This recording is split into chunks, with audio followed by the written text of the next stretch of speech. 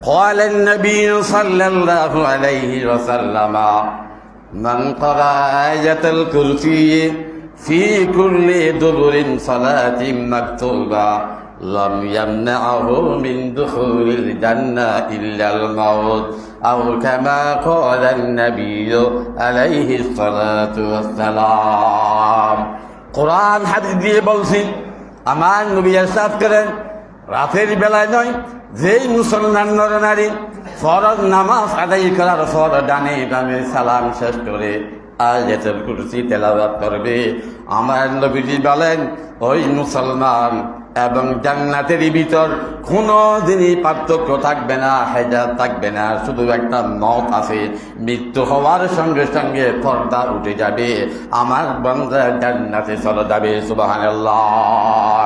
হাকা কুরআনান মুবিনান ফাস্তামির লাম ইয়াজাল ইজাজুহু মুনযু নাদাল কাসরাতুর রাদ্দি বিহি লাম ইউবলিহি ওয়া বিতাকরারি তুলাতি লাম ইউমাল।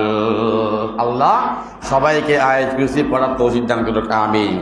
বাসায় আয়াত কুরসি পড়বেন বড় আওয়াজে পড়বেন, শয়তান চলে যাবে। শয়তান 30 দিন পর্যন্ত একবার আয়াতুল কুরসি পড়লে 30 দিন পর্যন্ত শয়তান ঢুকতে পারবে না। আল্লাহু আকবার বলেন না। আমাদের দেশে অনেক জাদু মাদু আছে, এই 40 দিন পর্যন্ত কোন জাদু ঘরে ঢুকতে পারবে না, সব মিটে যাবে। আলহামদুলিল্লাহ বলেন।